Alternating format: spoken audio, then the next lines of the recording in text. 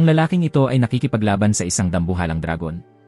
Mabilis niya itong tinalo, habang pabulong na sinasabi sa sarili na kailangan pa niyang lumakas para makapatay ng mas maraming dragon. Iyon ang bisyon ng hinaharap kung saan siya ay nagiging napakalakas. Ngunit sa realidad, hirap pa rin siyang talunin kahit isang normal na dragon, at sa totoo lang, siya pa ang natatalo nito. Kung hindi dahil sa kanyang maliit ngunit henyo na 12 taong gulang na kapatid na babae na si Leo, na siyang tumalo sa halimaw, baka nagtapos na ang kwento sa unang yugto pa lang. Si Ragna ay kapatid ni Leo, at sa kabila ng kanyang murang edad, isa siya sa mga pinakamagaling na mangangaso ng dragon. Tuwing pinupuri siya ng kanyang kapatid, kumikislap ang mga mata ni Leo na parang batang binigyan ng candy. Gustong-gusto niya kapag hinahaplos nito ang kanyang ulo matapos ang bawat laban. Ang mundong kanilang ginagalawan ay matagal nang winawasak ng mga dragon na tinatawag ding angkan ng dugo. Dalawa lang ang paraan ng mga tao para pumatay ng dragon, gamitin ang mga pilak na sandata para paputukin ang dugo nito o ilantad ang katawan nito sa sikat ng araw. Kadalasan, dinadala ng mga mangangaso ng dragon ang puso ng halimaw bilang patunay para makuha ang kanilang gantimpala. Matapos ang kanilang misyon, bumalik sina Ragna at Leo sa lungsod. Si Leo ay kasalukuyang isang unang klaseng mangangaso ng dragon na may record na nakapatay ng 50 dragon sa loob lamang ng isang buwan. Tinatawag siya ng mga tao bilang ang isinilang na pilak na espada o ang pinakabatang mangangaso ng dragon na may halatang inggit sa kanilang mga tinig. Ngunit para kay Ragna, si Leo ay palaging magiging kanyang bayani. Habang kumakain sila ng hapunan, sinamantala ni Ragna ang pagkakataon para kuhanan ng larawan si Leo habang masayang kumakain bilang alaala. Ang pagkuha ng mga larawan ni Leo ang nagbibigay sa kanya ng kasiyahan. Habang nag-enjoy sila, may isang tao sa katabing mesa ang nang-asar kay Ragna, sinasabing sumusunod lang siya kay Leo na isang henyo at inaangkin ang mga gawa nito. Siya ay si Charluke, isang mangangaso ng dragon na pumapangalawa lamang kay Leo sa ranggo. Naiinis siya dahil hindi man lang maalala ni Leo kung sino siya, kaya tinalikuran niya ito at ininsulto si Ragna bilang isang walang silbi at pabigat. Malamig na hinugot ni Leo ang kanyang pilak na espada, itinuro ito sa lalamunan ni Charluke, at mariing idineklara na ang pera at kasikatan ay panandalian lamang, ang tunay niyang layunin ay maging pinakamalakas sa buong mundo, na higitan ang lahat ng nilalang. Diretsahan niyang sinabi na ang landas na yon ay mababalot ng dugo at laman ng mga dragon. Nang humingi ng mga kasamahan si Leo, wala ni isa ang naglakas loob na itaas ang kamay, maliban kay Ragna. Hindi siya nag-atubiling tumayo sa tabi ng batang babae. Kitang-kita ang tuwa kay Leo, at sinabi niyang ito ang dahilan kung bakit niya pinili si Ragna bilang kanyang kasamahan. Pagkatapos noon, inimbitahan ni Leo si Ragna na magpahinga at tulungan siyang maligo, na lalong nagpagalit kay Charluke sa inggit. Kinagabihan, habang mahimbing na natutulog si Leo, patuloy pa ring nagsasanay ng walang tigil si Ragna para lalo pang lumakas. Isang hapon, habang nakatuon siya sa kanyang pagsasanay, bigla niyang nakita ang imahe ng isang lalaking may matatalas na asul na mga mata, na nagbababala sa kanya na mawawala niya si Leo. Sumunod dito ang mga imahe ng lungsod na nagliliyab na parang impyerno, at mga eksenang tinatadtad si Leo ng daan-daang palaso, dahilan upang gumuho si Ragna sa pag-iyak. Nagising siyang nanginginig sa takot, inakala niyang isang bangungot lang iyon, ngunit patuloy pa ring umuukit sa kanyang pandinig ang mahiwagang tinig. Sa mga sumunod na araw, palaging ginugulo si Ragna ng panaginip na iyon. Siya mismo ang nagluto ng masustansyang hapunan para kay Leo, na labis namang ikinatuwa ng batang babae. Pagkatapos kumain, nakatulog si Leo sa upuan, kaya marahan siyang binuhat ni Ragna at dinala sa kama. Habang lumilipas ang panahon, unti-unting nababawasan ang bilang ng mga misyon sa pangangaso ng dragon. Habang nagrereklamo ang ibang mga mangangaso tungkol sa kakulangan ng trabaho at pamumuhay sa kahirapan, patuloy pa rin si Ragna sa masigasig na pagsasanay, laging binabagabag ng imahe ng pagkamatay ni Leo sa kanyang panaginip. Isang araw, dumating ang balita na papunta sa silangan ang mga dragon, patungo sa lungsod ng Dona, isang lugar na matagal ng payapa. Pagkarinig nito, tuwang-tuwa si Leo dahil may panaderya roon na gusto niya, ngunit si Ragna ay nakaramdam lamang ng kaba. Napansin ni Leo na palaging pagod si Ragna, kaya hinawakan niya ng mahigpit ang kamay nito at tinanong kung paano siya makakatulong. Sinabi niya na noong unang nagkita sila, noong binubugbog si Ragna ng iba, naramdaman niya na balang araw, magiging pinakamalakas ito. Niyakap ni Leo si Ragna, at nangakong poprotektahan siya hanggang dumating ang araw na yon. Naalala ni Ragna ang kanyang malungkot na kabataan. Nang 3 taong gulang pa lang siya, pinatay ng mga dragon ang kanyang mga magulang. Ang mga kamag-anak na kumukop sa kanya ay namatay rin sa trahedya. At maging ang mayamang Panginoon na bumili sa kanya bilang tagapaglingkod ay sinunog din ng mga dragon. Mula noon, naniwala ang lahat na isinumpa siya.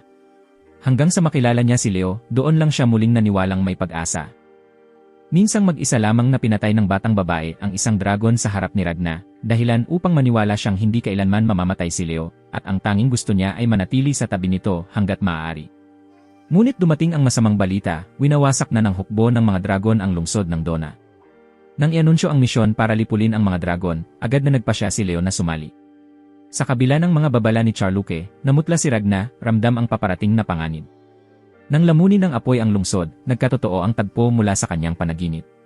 Buong pagmamakaawang nakiusap si Ragna kay Leo na tumakas, ngunit mumiti lamang ito nang may kapanatagan at sumugod sa labanan. Sa gitna ng dagat ng apoy, isang misteryosong nilalang na balot ng dugo ang lumitaw, pinatay ang lahat ng kasamahan ni Leo gamit lamang ang kanyang dugo. Nakilala siya ni Ragna bilang ang lalaking nakita niya sa kanyang panaginip. Nang sumugod si Ragna para umatake, agad nabasag ang kanyang pilak na espada. Nahagis si Ragna sa ilog. Habang galit na nakikipaglaban si Leo, si Ragna naman, na nawalan ng malay, ay nakakita ng hinaharap kung saan namatay si Leo at siya ay nabuhay, taglay ang walang hanggang puot at nagsanay sa loob ng 10 taon upang ipaghiganti ang mga dragon. Muling lumitaw ang lalaking may asul na mga mata, ibinunyag na siya ay si Ragna mula sa hinaharap, isang Ragna na nakamit ang kapangyarihang kayang paluhurin maging ang hari ng mga dragon, ngunit kapalit nito ay nawala ang lahat. Sinabi niya kay Ragna na walang kabuluhan ang ganoong kapangyarihan kung wala na siyang mapoprotektahan. Nakiusap si Ragna na ipagkaloob sa kanya ang kapangyarihang iyon upang mailigtas si Leo. Ngumiti lamang ang lalaki at itinarak ang pilak na espada sa dibdib ni Ragna, inililipat ang lahat ng kanyang kapangyarihan at mga alaala mula sa 10 taon ng pakikipaglaban. Sa sandaling iyon, nagising ang kasalukuyang Ragna at madali niyang pinanigas ang daan-daang dragon sa isang dampi lamang. Nang magbago sa tunay na anyo ang pang-10 ranggong nakatataas na dragon ng angkan ng dugo, pinitik lamang ni Ragna ang kanyang daliri at naglaho ito sa isang iglap. Tinawag ni Leo ang kanyang pangalan habang umiiyak at mumiti lamang si Ragna, niyakap siya na parabang muli siyang nabuhay. Sa kaibuturan ng kanyang puso, alam niyang ang tunay na sakripisyo ay ginawa ng Ragna mula sa hinaharap na ibinigay ang lahat upang mailigtas ang sandaling ito. Noong araw na yon, 6 na lungsod ng kaharian ang nawasak, ngunit dahil kay Ragna, naligtas ang kanilang lugar. At habang handa na sana silang magpahinga, dumating si Charluke. Dahil nasunog ang kanilang tinutuluyang bahay-pahingahan, napilitan silang manatili sa tirahan ni Charluke. Pinayuhan ni Ragna ang grupo na umalis na agad sa kaharian, dahil kapag nag-utos na ang Diyos ng mga dragon, mabilis na darating ang kamatayan. Tinanong ni Charluke nang may pagtataka kung saan nanggaling ang napakalakas na kapangyarihan ni Ragna, ngunit bago pa siya makasagot, nahulog na ito sa malalim na pagtulog. Habang patuloy pa ring binabanggit ni Ragna ang pangalan ni Leo sa kanyang panaginip, naunawaan ni Leo na lahat ng ito ay bunga ng pambihirang pagsisikap ni Ragna. Ngunit kasabay nito ay napagtanto niyang unti-unti na nitong nawawala ang kontrol sa kanyang kapangyarihan. Sa sandaling iyon, yumanig ang lupa. Biglang gumalaw ang kagubatan sa labas at nagsimulang umatake sa lungsod. Mabilis na dinampot ni Leo ang kanyang espada at tumakbo palabas upang lumaban. Samantala, ang misteryosong pulang buhok na babae na minsang nakatayo sa tabi ng Ragna mula sa hinaharap ay tahimik lamang nang umiti, naghihintay na muli siyang matagpuan nito. Sa loob ng isang malaking kuweba, isang dambuhalang lalaking mataba ang nakaupong naghihintay ng pagkain. Ang mga lingkod sa paligid niya ay nakayuko, nanginginig, at umaasang matutuwa ito sa nilutong tupa at ginisang gulay na kakainin niya. Walang naglalakas loob na tumingin sa kanya, sa takot na baka magalit siya at siya mismo ang gawing mukbang. Sa kabutihang palad, mukhang natuwa ang matabang lalaki, at masiglang pinuri ang putahe dahil sa masarap na timpla ng tupa at mga gulay. Ngunit agad ding nag-iba ang anyo ng kanyang mga mata, naging malaswa habang nakatitig sa kusinero, sabay sigaw na siya raw ang tunay na pag-ibig ng kanyang buhay. Buong kumpiyansang naniwala ang matabang lalaki na pinagpala siya ng mga Diyos at kaya niyang lamunin ang lahat ng tao sa kuweba. Ang dalawang alila sa kanyang tabi ay hindi nakataka sa kapalarang maging almusal niya. Samantala, sa lungsod, nakikipaglaban sina Charluke at Leo sa mga dambuhalang punong nagwawala at umaatake sa mga mamamayan. Sa bawat hampas ng kanilang espada, agad na nagyelo ang mga ugat ng puno at pareho nilang naunawaan na ang ugat ng sakunang ito ay nagmumula sa mga dragon. Habang mahimbing na natutulog si Ragna, binalot siya ng mga ugat ng puno at itinaas sa ere. Bahagyan niyang iminulat ang kanyang mga mata nang maramdaman niyang nasa panganib si Leo. Sa isang iglap, sumabog ang kapangyarihang nasa loob ng kanyang katawan, at nagyelo ang lahat ng bagay sa paligid. Agad niyang naramdaman ang kakaibang enerhiya na nagmumula sa direksyon ng kuweba, kaya't dali-dali siyang tumakbo roon habang nag-aalala namang sumunod si Leo. Habang tumatakbo, sinisisi ni Ragna ang sarili sa pagiging kampante, na naglakas loob pang matulog ng mahimbing matapos lamang talunin ang ilang mahihinang dragon. Pagdating niya, nadatnan niyang malapit ng lamunin ng matabang lalaki ang isang puting buhok na alila ng buhay. Hindi na siya nag-isip pa, agad niyang sinipa ang lalaki sa mukha. Naniniwala si Ragna na taglay niya ang isang sumpa, at ang tanging paraan para ito mawasak ay lipulin ang lahat ng dragon nang walang kahit isang maiiwan upang maprotektahan ang mga taong mahal niya. Matapos siyang mailigtas, humarap ang puting buhok na alila upang ipakilala ang sarili. Ngunit nauna si Ragna. Binanggit niya ang pangalan nitong Crimson, pati ang edad, bayan, pinagmulan, kakayahan, at maging ang katotohanan ng isa itong lalaki. Agad na nagningas ng tensyon sa paligid, ngunit sinabi ni Ragna sa lahat na ibaba ang kanilang mga sandata dahil kakampi ito, ang hari ng pakpak ng angkan ng dugo, na siyang tumulong upang magkaugnay ang kapangyarihan ng kasalukuyan at ng Ragna mula sa hinaharap. Bagaman hindi pa ganap na nauunawaan ang lahat, pinagtibay ni Crimson na nais niyang lipulin ang lahi ng mga dragon, kahit kapalit nito ay ang sariling buhay. Iminungkahi ni Ragna na magtulungan sila, naniniwalang kung magsasama sila sa laban, magagawa nila ang hindi nila nakamit sa hinaharap. Inakala niyang papayag ito, ngunit sa halip ay nakatanggap siya ng isang malakas na sampal sa mukha. Galit na galit si Crimson dahil tinawag niya itong lalaking dragon. Sa sandaling iyon, sumigaw sa galit ang dambuhalang matabang lalaki, ipinahayag na siya ay si Temurogtaf, ang pangwalong rangbong dragon, at ibinuka ang bibig upang lamunin si Ragna. Ngunit sa isang kisap mata, inihagis ni Ragna ang isang pilak na bolang enerhiya. Kumislap ang puting liwanag, at sumabog ang malamig na enerhiya na nagpabiyak sa katawan ni Temurogtaf, habang ang buong kuweba ay tuluyang nagyelo. Dahil hindi pa sanay sa kanyang bagong kapangyarihan, nawalan ng malay si Ragna, habang pinagmamasdan siya ni Leo, humahanga ngunit natatakot, dahil ang lakas niya ngayon ay higit na sa kanya.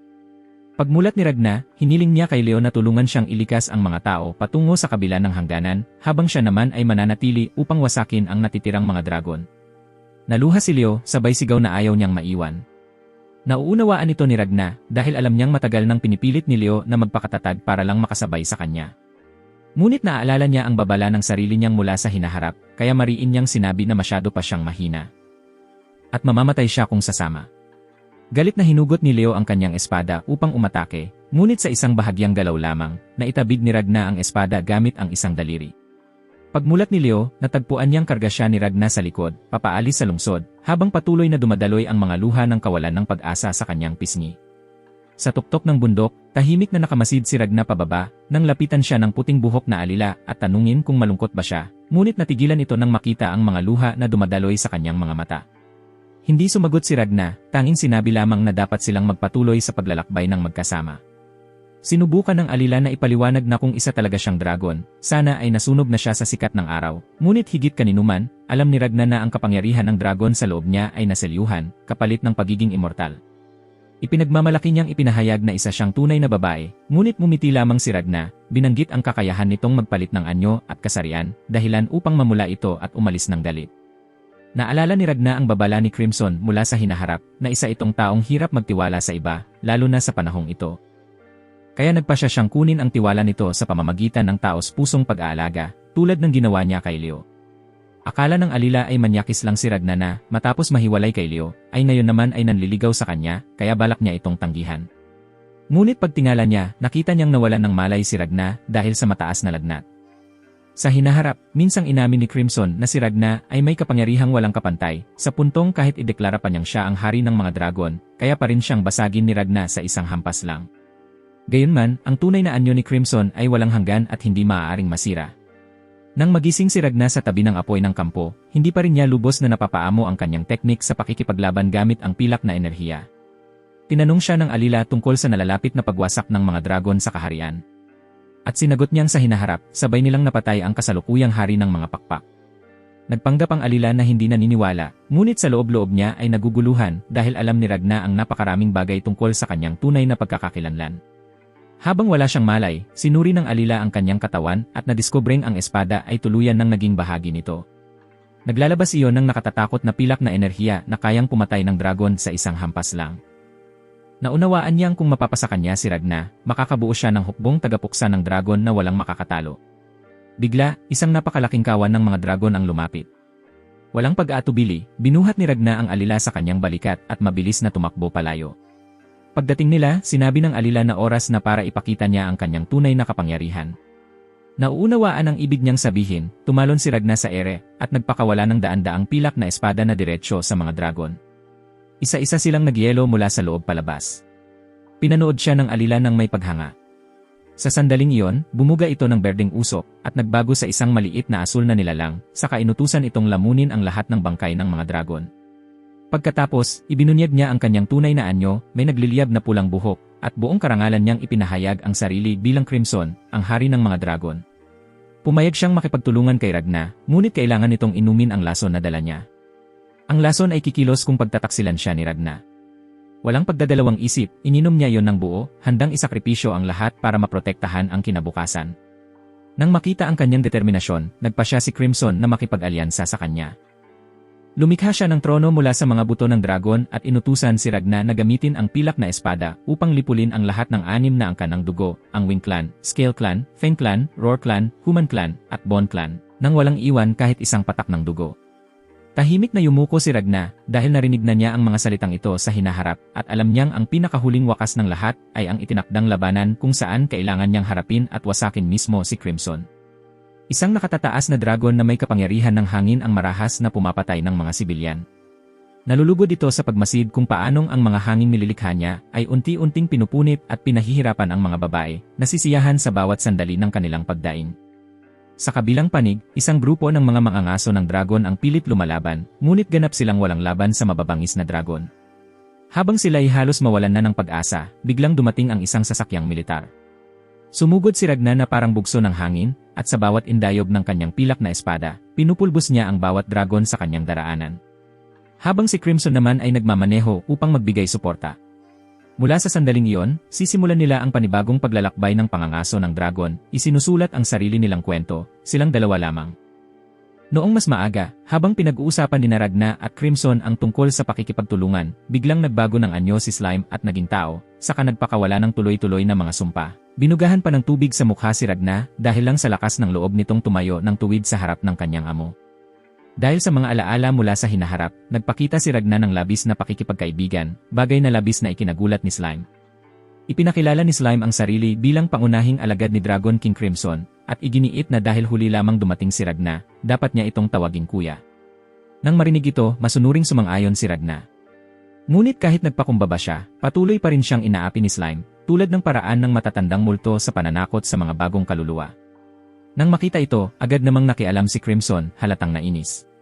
Gusto niyang marinig ang kwento ni Ragna tungkol sa hinaharap, habang nagtatanong ng kung ano-anong walang kabuluhang bagay, tungkol sa mga sugal, ilang dragon na kaya niyang patayin, at iba pang walang saysay na tanong.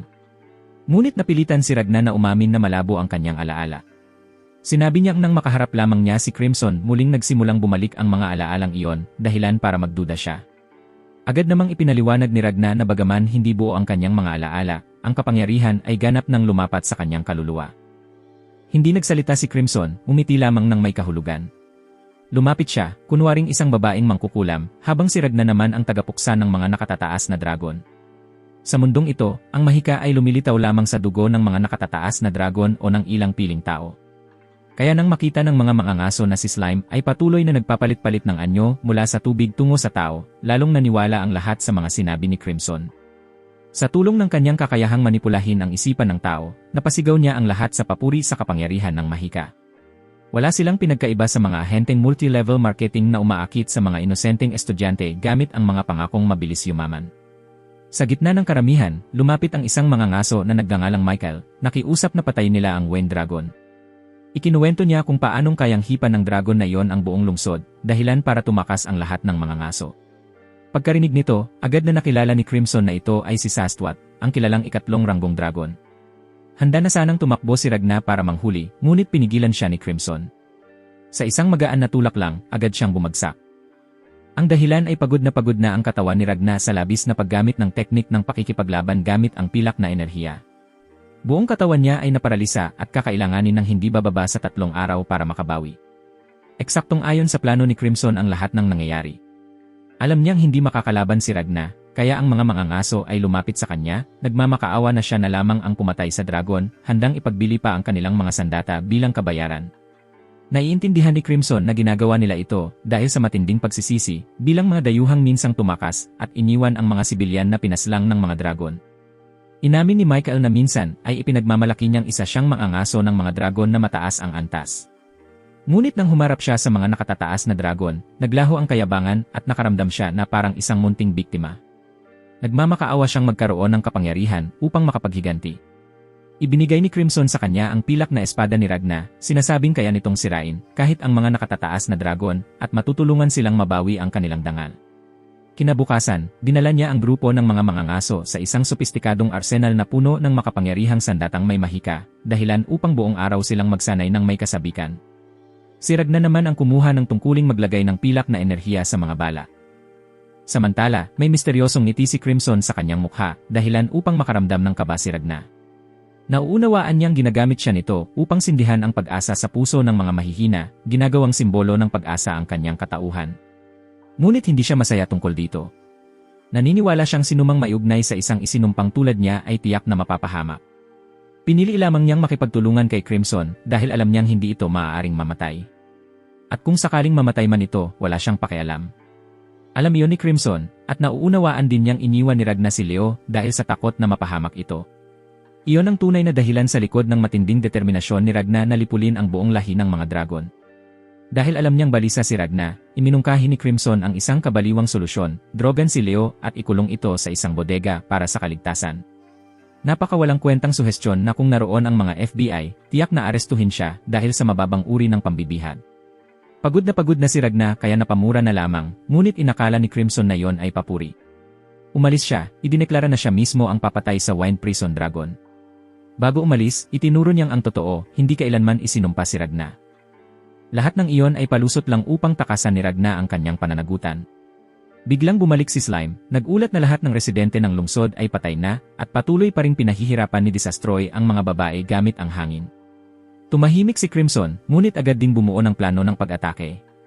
Kinagabihan, nagbigay siya ng masidhing talumpati, idineklara na ang araw na iyon ay isang dakilang araw kung kailan isisilang ang mga tunay na mangangaso ng dragon, at pupuksain nila ang Wine Prison Dragon. Ilalantad ang bangkay nito sa sikat ng araw. Samantala, nanatiling kalmado si Desustois, walang kamalay-malay sa kapalarang naghihintay sa kanya. Tumawa siya ng malakas sa gitna ng hangin, labis na nasisiyahan sa kanyang kapangyarihan, hindi alam na ang tunay na bagyo ay paparating na. Maging nang dumating ang lahat, tinanggap pa niya ito ng may halakhak. Ipinahayag ni Crimson sa pamamagitan ng malakas na panawagan na naroon siya upang wasakin siya ngayong araw. Ngunit naniwala pa rin si Desustois na siya ay walang talo. Kahit ilang beses nang nagsanay si Michael, kahit ilang ulit na niyang sinubukang lumaban, nang humarap siya mismo sa Wine Prison Dragon, hindi pa rin niya mapigilang manginig.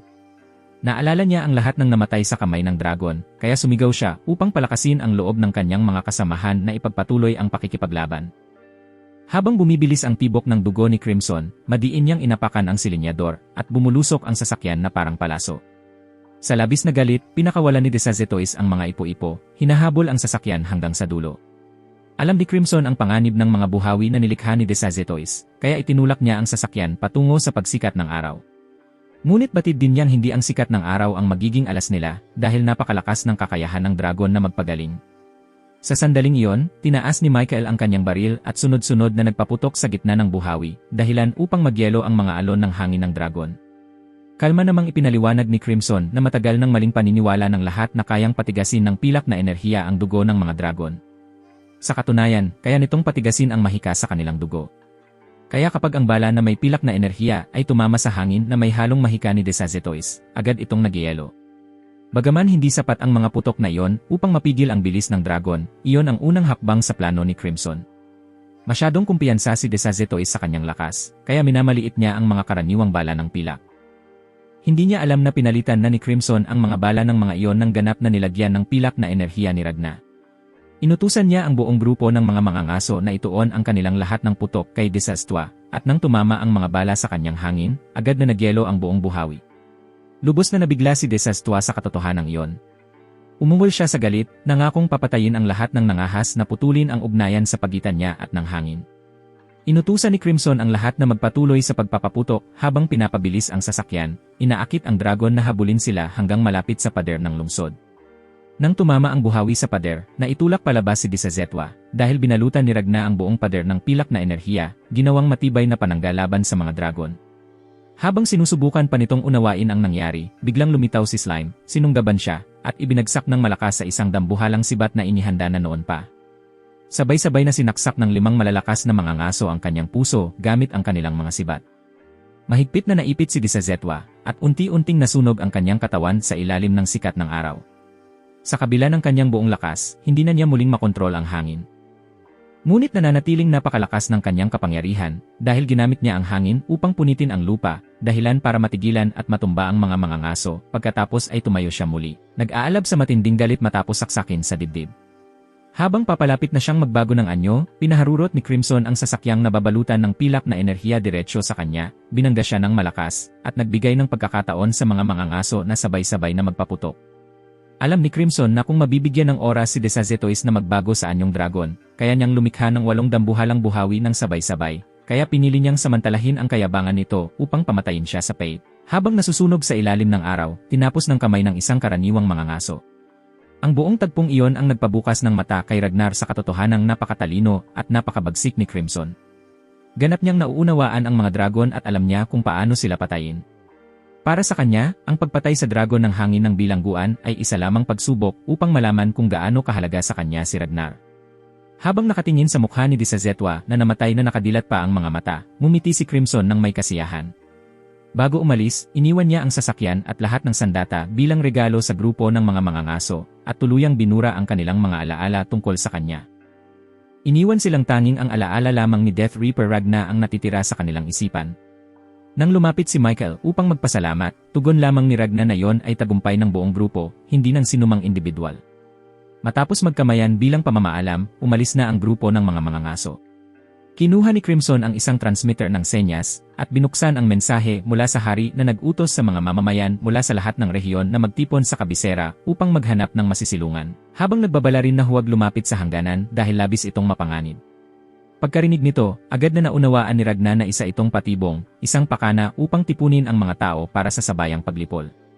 Walang pag-aatubili, nagpasya siyang magtungo sa kabisera. Habang si Crimson naman ay nais ding magpalit ng lugar ng panghuhuli ng dragon, kaya nagkasundo silang magtungo roon ng magkasama. 5 araw bago nito, noong kalalapit pa lamang ng mga dragon sa hangganan, nagpanik ang hari nang marinig na winasak na ang bayan ng Donapiere ng isang hukbo ng mga dragon na may hawak ng kulog at kidlat. Agad niyang pinakilos ang hukbo.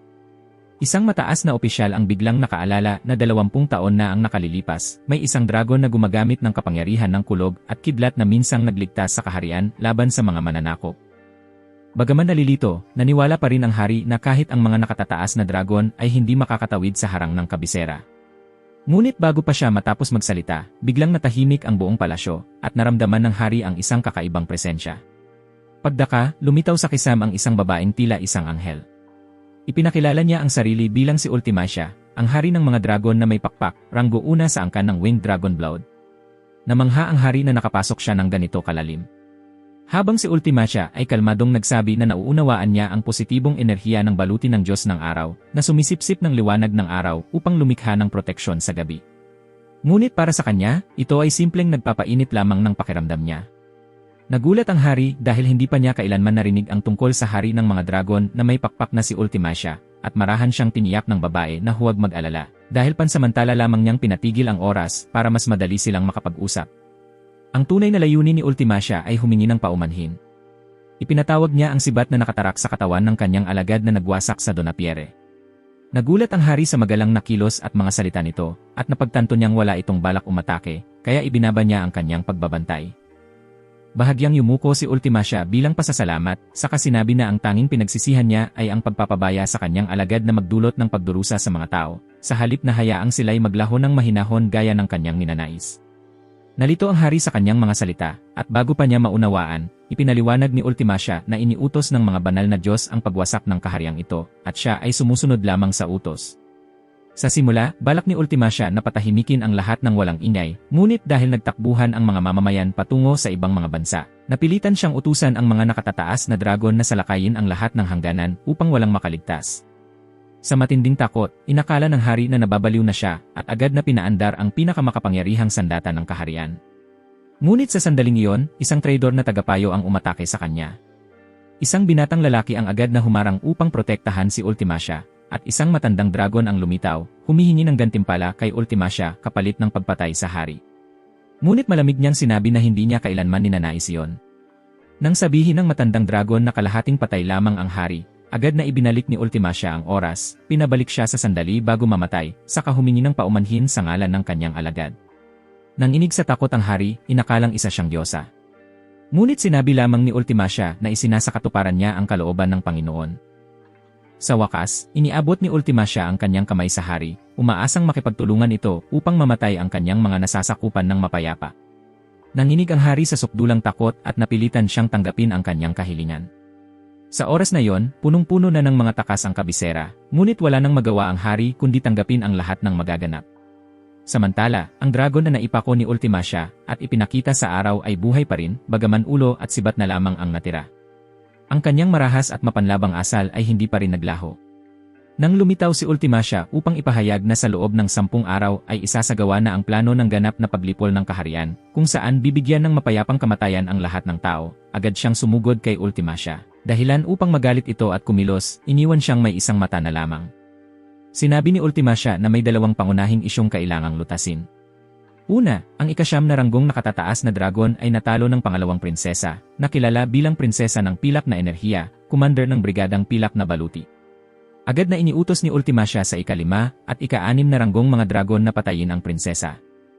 Pangalawa, mas seryoso, ay ang pagkawala ng komunikasyon ni 17 ng ika-3 ranggo kasama ang ika-8 at ika-10 ranggong mga dragon habang nasa isang misyon ng pagpaplano ng populasyon sa Timog Hangganan. Sa simula, inisip ni Ultimacia na may kinalaman ito sa relihiyon ng Diyos ng Araw o sa ibang angka ng dugo, ngunit naghinala si Bogos na maaaring ito ay isang nakatagong panganib na hindi pa nila nalalaman. Ang dragon na naipugutan ng ulo ay tumawa ng may kagalakan, na nagpapakita ng aliw na parang nanonood ng palabas, na nagpagalit kay Ultimacia, kaya ginamit niya ang apoy upang sunugin ang kanyang usok bilang parusa. Dahil siya ang naging sanhi ng lahat ng kabuluhang ito. Nakiusap siya ng kapatawaran at nangakong siseryosohin ang misyon, habang humihiling din kay Ultimacia na isauli ang kanyang puso. Nang ikabit ang puso, unti-unting naibalik sa orihinal na anyo ang kanyang katawan, at naibunyag ang kanyang tunay na pagkakakilanlan bilang ang ika-2 ranggong nakatataas na dragon, ang Thundertide Dragon na si Kamui. Nagbiro siya na nagpapahayag ng pag-asa na bibigyan siya ni Ultimacia ng halik pagkatapos ng misyon. Hindi siya nagsalita, binigyan siya nito ng isang nagliliyab na sampal at binalaan na kung muling magtataksil siya, kukunin ni Ultimacia ang kanyang ulo upang ihawin. Nanatiling mapusok si Kamui, kalmado na parang walang kinatatakutan, tapat sa pabiglang likas ng isang nilalang na may bilis ng kidlat. Kasabay nito, biglang naalala ni Ragna ang isang alaala mula sa hinaharap. Nang siya ay bugbugin ng labis ng Blood Clan, dinala nila siya sa isang pagpupulong para pagbotohan kung ano ang gagawin sa kanya. Ang pinakamatandang nakatataas na dragon, na siyang namuno sa pagpupulong, ay humiling na magsalita ang bawat isa ng kanilang opinyon. Iminungkahi ng ika-12 ranggo na patayin agad si Ragna. Iminungkahi naman ng ika-11 ranggo na kainin siya ng buhay. Ang ika-10 ranggo ay nagmungkahi na ipako siya at ibalandra sa ilalim ng araw. Ang ika-9, na mahilig sa pananaliksik, ay gustong gawing paksa ng eksperimento si Ragna. Ang ika-8 ay sabik na kainin ang kanyang utak. Ang ika-6 at ika-5 ranggo ay walang pakialam. Samantalang ang ika-4, ang Barrier Dragon, ay nagmungkahi na bigyan si Ragna ng mapayapang kamatayan bilang paggalang sa mga adhikain ni Ultimacia.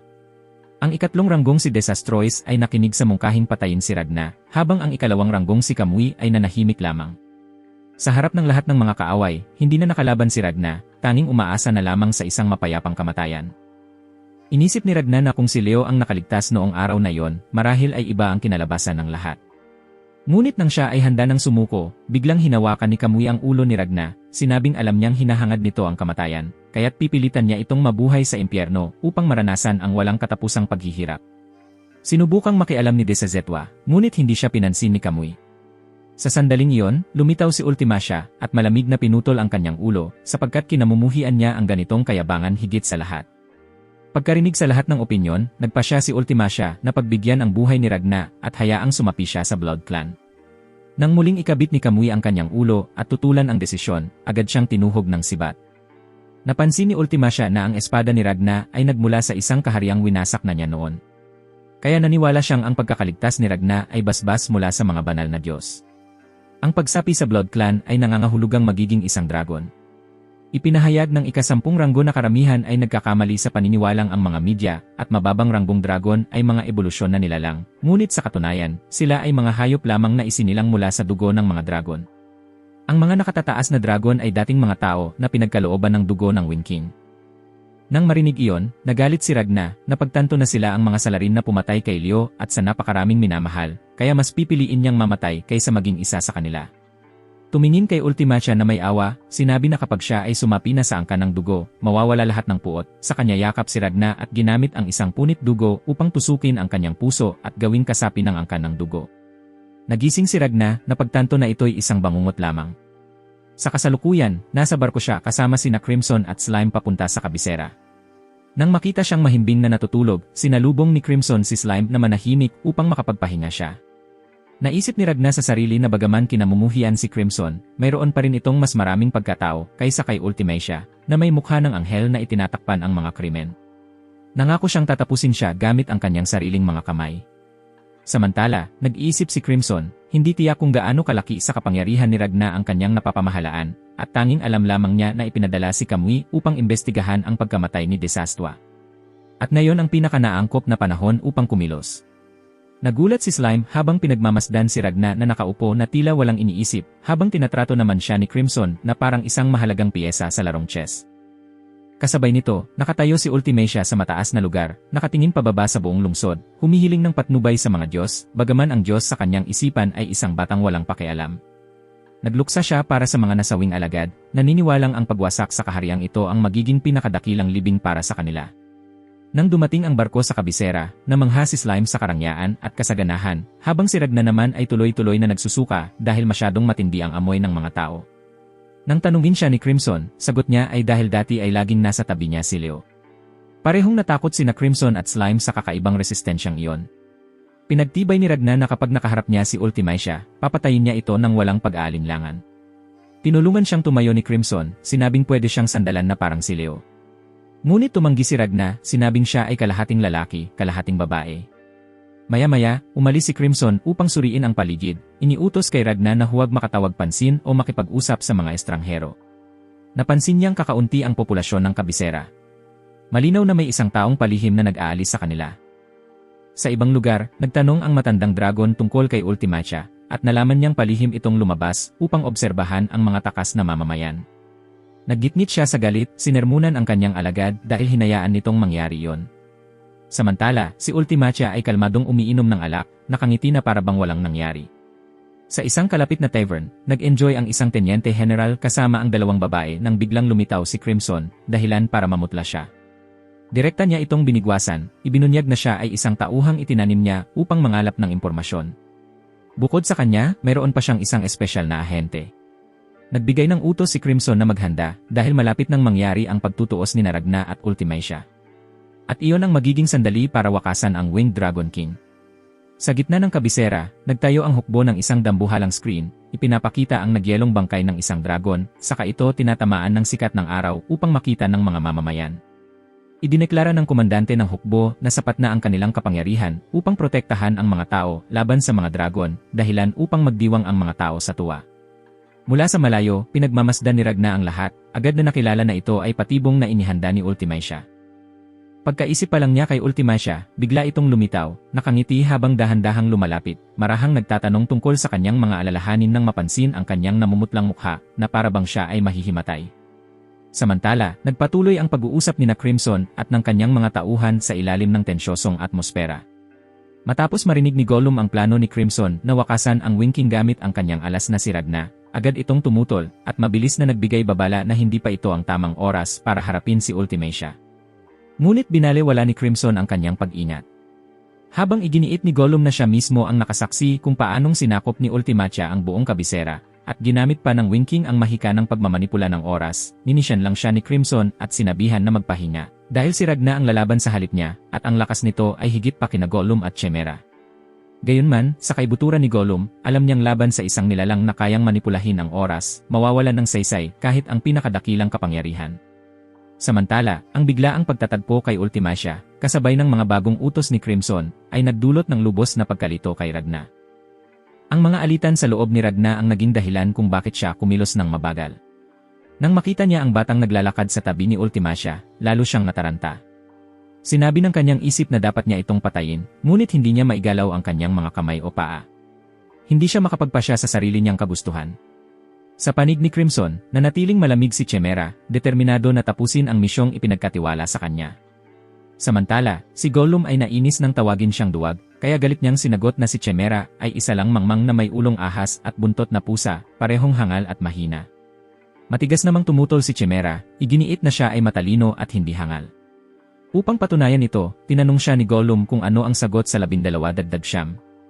Nang makita niyang hirap itong sumagot, lalo siyang tinuksong kinukutya, dahilan para mapahiya si Chimera habang pilit nagbibilang gamit ang kanyang mga daliri.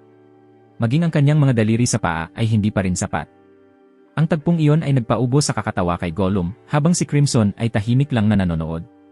Sa huli, mahigpit na inutusan ni Crimson ang dalawa na manahimik, ipinaalala sa kanila na silang lahat ay mga nilikhang produkto niya, at kung patuloy silang maglalaitan, wala itong pinagkaiba sa panlalait sa sarili nilang pagkatao. Pagkatapos noon, ginamit ni Gollum ang isang makinang langaw upang ipakita kay Crimson ang lihim na kuha ng video na ginawa niya, kung saan malinaw na nakuhanan si Ultimacia habang ginagamit ang kapangyarihan ng pagmamanipula ng oras laban sa hari. Pagkatapos mapanood iyon, nagalit agad si Crimson at kaagad na inutusan si Gollum na magpasabog ng sarili dahil itinuring niyang insulto sa kanyang katalinuhan ang ginawa nito. Hindi maitago ni Chimera ang tuwa nang makita ang taong kinaiinisan niya na pinapagalitan ng kanilang pinuno.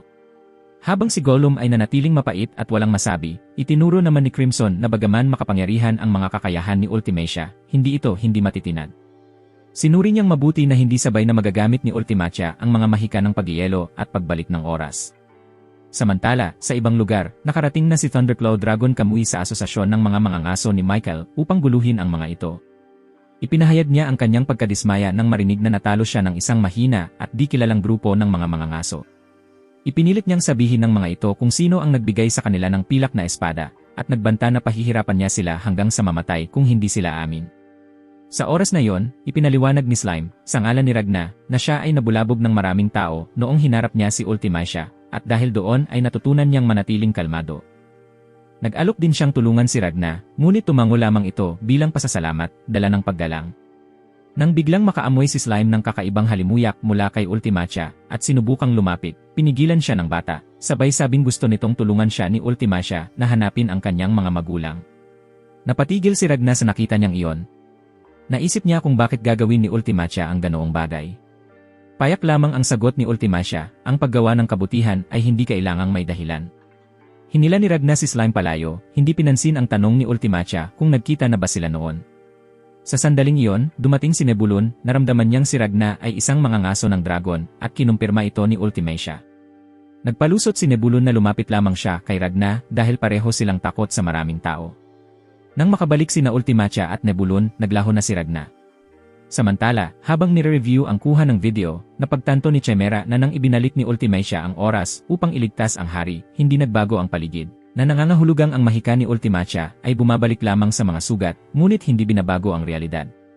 Kaagad na pinuri ni Crimson si Chimera sa pagtuklas ng kahinaang iyon.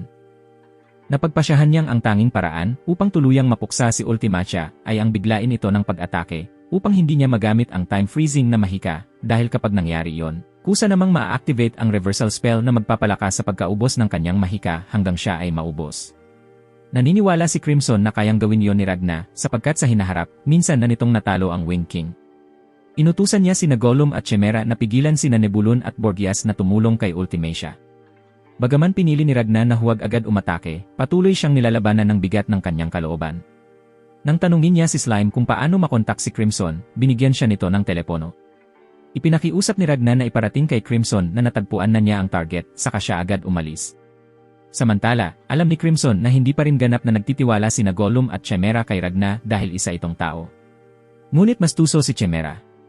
Tahimik niyang ipinadala ang mga alon ng kaisipan upang kontrolin si Ragna, iniisip na kaya niyang manipulahin ang kanyang isip. Ngunit biglang tumawag si Slime upang iulat na nagtaksil na si Ragna. Samantala, sa kabilang panig, nagpasalamat si Ultimacia kay Nebulon sa pag-unawa at pag-asikaso sa kanya. Habang si Nebulon naman ay inakalang siya ang pinakamasayang at pinakabait na nilalang na kanyang nakilala.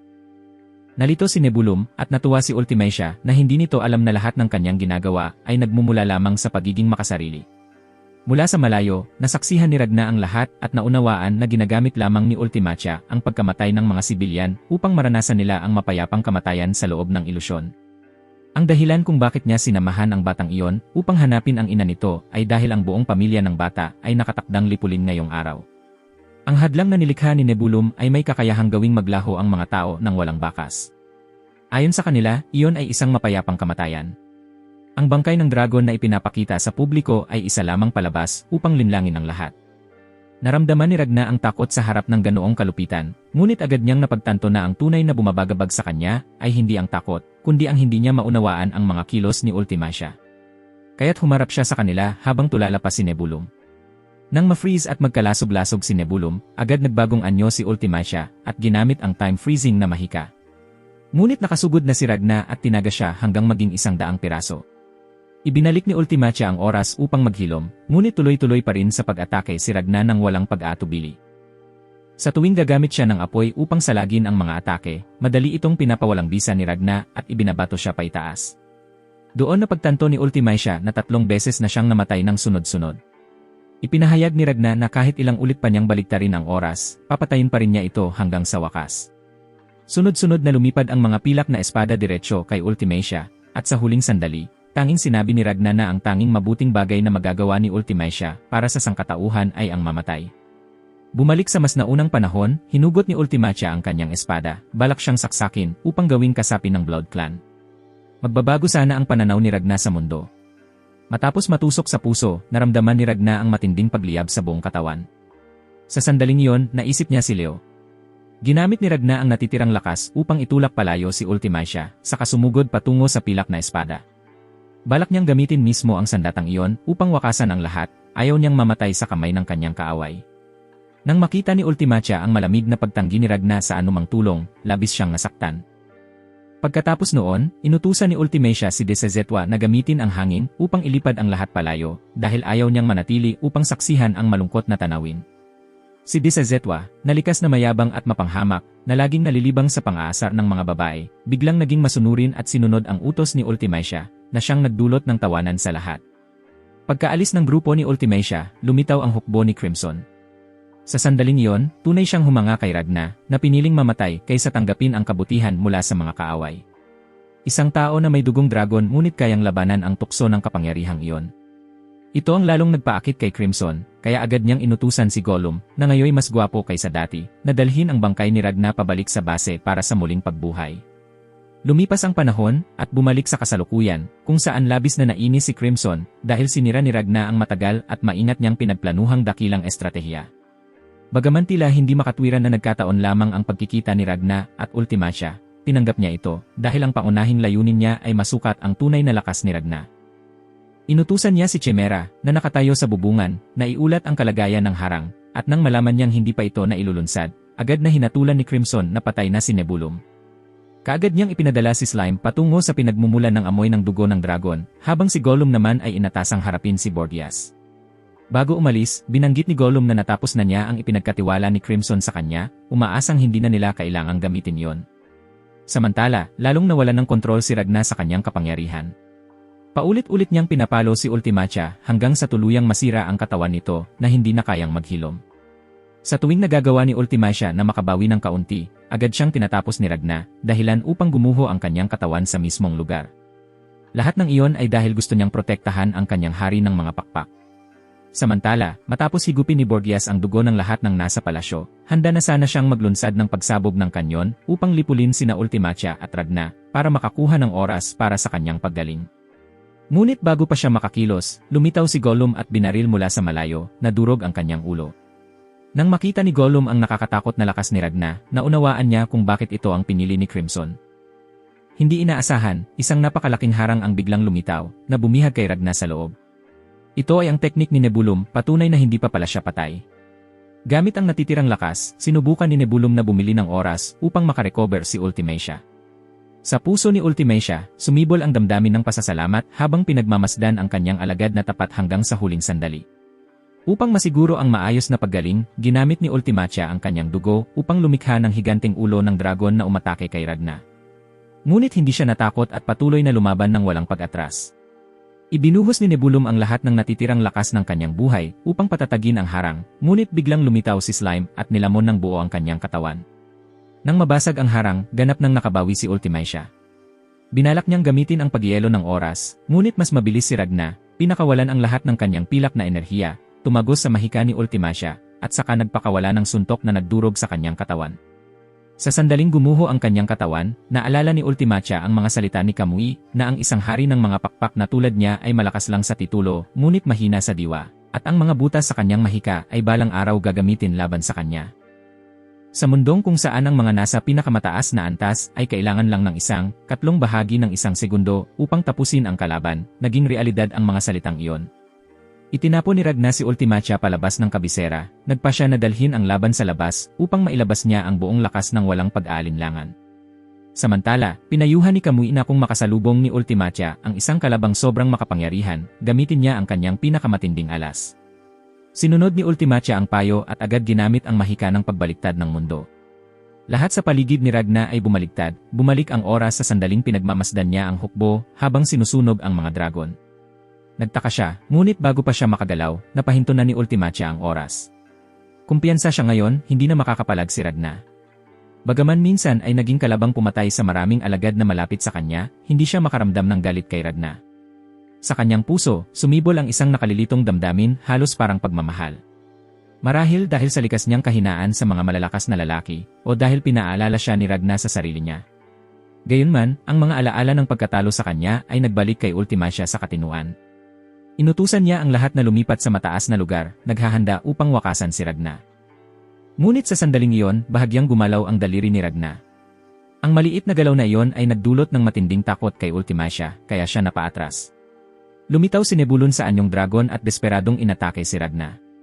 Agad siyang pinigilan ni Ultimacia, dahil nabubulok na ang braso ni Nebulon mula sa lasong ibinubuga ng slime, isang solusyong kayang tunawin maging ang katawan ng mga nakatataas na dragon. Sa kabila ng sunod-sunod na pag-atake, hindi tinamo ni Ragna ang anumang nakamamatay na pinsala. Nawasak ang lahat ng teknik ni Ultimacia sa depensa. Unti-unti niyang napagtanto na ang katawan ni Ragna ay parang isang buhay na pilak na espada, may halos ganap na resistensya sa mahika, kaya hindi niya ito kayang talunin mag-isa. Tinawag ni Ultimacia si Borgias, inutusan siyang tawagin ang hari upang umatake gamit ang sukdulang liwanag. Lumayo siya, umaasang makakaraan si Ragna ng payapa. Ngunit ang alaala ng espadang tumusok sa kanyang puso taon na ang nakalipas ay nagpagising kay Ragna. Binuksan niya ang kanyang mga mata, idineklara niyang matagal na niyang hinihintay si Ultimacia. Ang liwanag sa mga mata ni Ragna ay nagdulot ng pagkalito, sa katakot kay Ultimacia. Lumapit si Ragna, tiniyak niyang hindi na niya hahayaang mabuhay si Ultimacia kahit isang segundo pa. Nanlaki ang mga mata ni Ultimacia nang mapagtantong nakagagalaw pa rin si Ragna sa loob ng nakapirming espasyo, isang bagay na tanging mga may dugo niya lamang ang kayang gawin. Sa sandaling iyon, naunawaan ni Ultimacia na dahil nabigo siyang gawing kasapi ng Blood Clan si Ragna, nanatili pa rin sa katawan nito ang bahagi ng kanyang dugo, na ngayon ay naglalagay sa kanya sa panganib. Lumikha si Nebulon ng pinakamalakas na hadlang para sa proteksyon, ngunit nabasag iyon ni Ragna, saka siya nilapitan upang tanungin kung natatakot ba siya. Sumiklab ang kanyang galit dahil para sa isang kasing lamig ng dugo tulad ni Ultimacia na matakot pa rin sa kamatayan, nadama niya ang paghamak. Hinugot ni Ragna ang kanyang pilak na espada, at sunod-sunod na mga hiwa ang ibinato niya hanggang sa mapira-piraso ang katawan ni Ultimacia. Napilitan si Ultimacia na gamitin ang pagbaligtad ng oras, dahilan upang mawala ang pagkakapirmi ng panahon. Nang muling sumugod si Ragna, agad siyang niyakap ng mahigpit ni Nebulon, ngunit bago pa tumama ang talim, bumulwak ang dugo mula sa katawan ni Ragna dahil lumampas na sa hangganan ang naipon niyang mga sugat. Bumagsak siya, habang dinala naman ni Nebulon si Ultimacia palayo, iniwan si Borgias upang utusan ang hari na ilunsad ang mga pag-atake ng sukdulang liwanag. Mula sa malayo, pinagmamasdan ni Crimson si Ragna na nakahandusay sa lupa. Naisip niya, sa ganitong sitwasyon, ano kaya ang susunod na gagawin ni Ultimacia? Alam ni Crimson ang ugali ni Ultimacia, hindi ito mahilig lumaban, ngunit labis ang kayabangan at tiwala sa kakayahan nitong manipulahin ang oras. Isang uri ng mahika na kayang kontrolin at itigil ang karamihan sa ibang mga kapangyarihan. Ngunit sa harap ni Ragna, matapos mapatay ng paulit-ulit ng hindi mabilang na beses, nanginginig na ngayon si Ultimacia sa takot sa kakilakilabot na lakas ng kalaban. Hindi niya maunawaan kung paano nakakagalaw at nakakaatake pa rin si Ragna, kahit nakapirmi na ang oras, hindi sigurado kung ito ba ay pagkakamali niya o may depekto sa mismong istruktura ng mahika. Sa pag-udyok ni Nebulon at Borgias, pinilit ni Ultimacia na muling kumalma at handa na sanang gamitin ang kanyang tunay na mahika, ngunit hindi iyon hinayaan ni Crimson. Agad niyang pinagana ang hanay ng mga bombang dati nang itinanim sa buong kabisera, sabay-sabay na sumabog, winasak ang buong lungsod at ginawang impyernong buhay. Namatay ang mga tao sa sakit at kawalang pag-asa sa harap mismo ng mga mata ng Wind King, lahat ay planado ni Crimson upang alisin ang huwad na anyong moral na palaging isinusuot ni Ultimacia. Ang balat na tumatakip sa tinatawag niyang kabaitan at malasakit. Patuloy na tumataas ang bilang ng mga nasawi, ayon mismo sa plano ni Crimson mula sa simula.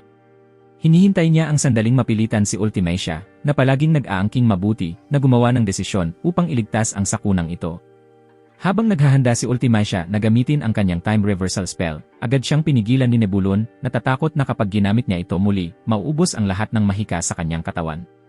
Nang makita ni Crimson na napigilan ang kanyang plano, iniutos niyang dalhin ni Chimera si Ragna at umurong. Tumakbo ang dalawa sa isang makitid na eskinita at doon nila nakasalubong si Gollum.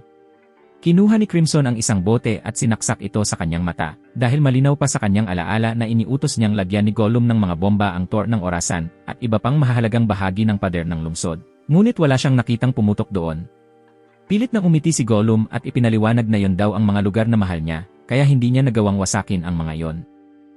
Nagalit si Crimson sa sagot dahil kapag tumaas ang bilang ng mga nasawi, napilitan sana si Ultimacia na gamitin ang World Reversal Spell. Inamin ni Gollum na inilagay niya nga ang mga bomba, ngunit idiniskonekta ang detonation signal dahil gusto niyang makita kung pagkatapos makilala si Ragna, mananatili pa ring malamig at walang awa si Crimson tulad ng dati.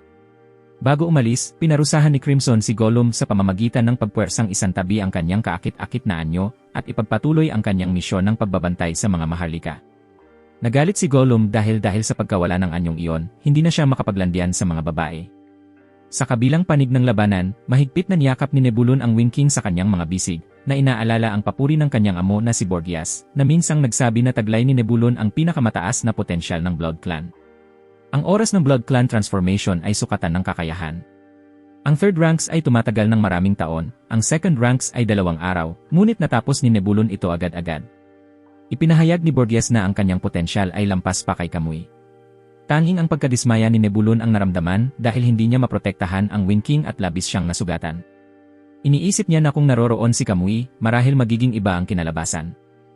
Sa galit at desperasyon, ginamit ni Nebulon ang lahat ng natitirang mahika niya upang paandarin ang proseso ng Blood Clan evolution na nagpalaganap ng enerhiya mula sa kanyang katawan ng napakalakas na naramdaman ito ni Crimson. Alam ni Crimson na taglay ni Nebulon ang pambihirang potensyal, ngunit sobrang hindi pa hinog upang maunawaan ang espasyong kanyang nilikha. Ang barrier magic ay pinakapangkaraniwang anyo lamang ng special magic. Ang maramdaman ito ay isang bagay, ang mahanap at mabasag ito ay ibang usapin.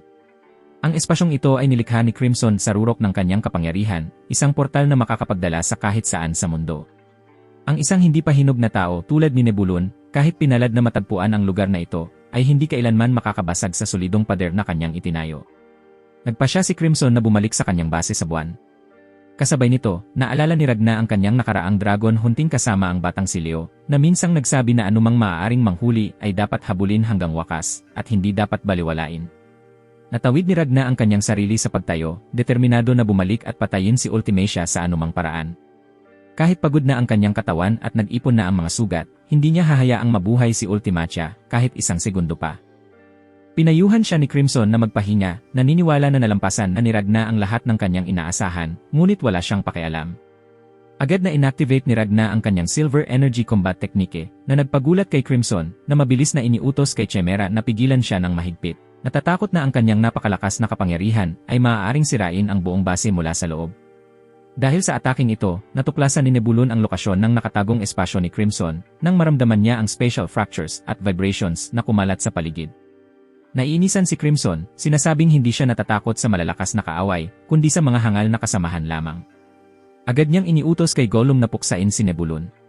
Kahit natamaan sa kalahating mukha, nagawa pa ring tawagan ni Nebulon si Borgias para makalaban, na nagtulak kay Gollum pabalik. Hindi na rin kayang pigilan ni Chimera si Ragna. Hinamon ni Ragna si Nebulon gamit ang mapangakit na tono. Ang palitan sa pagitan ng dalawang batang mandirigma ay nagpabagabag kay Crimson, habang unti-unting winawasak ni Ragna ang kanyang perpektong plano na pinaghirapan niyang likhain. Sa kanyang galit, naalala ni Crimson ang imahe ng isang misteryosong babae na minsang nakipag-usap sa kanya sa anyong lalaki tungkol sa isang bagay na tinatawag na kapayapaan. Sa hilagang silangan, ang Silver Energy Princess ay nakaupo ng tahimik, ninunguya ang karne ng dragon sa kanyang espada. 2 gwardiya ang mabilis na lumapit, isa ay inaayos ang kanyang buhok, habang ang isa naman ay nag-uulat na may mga estranghero na nag-teleport gamit ang mahika sa lugar ng dungsyon. Ang 2 estranghero ay sina Crimson at Ragna. Hindi inaasahan, sa mapanganib na sitwasyong ito, napunta si Crimson sa teritoryo ng taong pinakanakakainis sa kanya, ang ikalawang prinsesa ng kaharian, pinuno ng Silver Armor Brigade.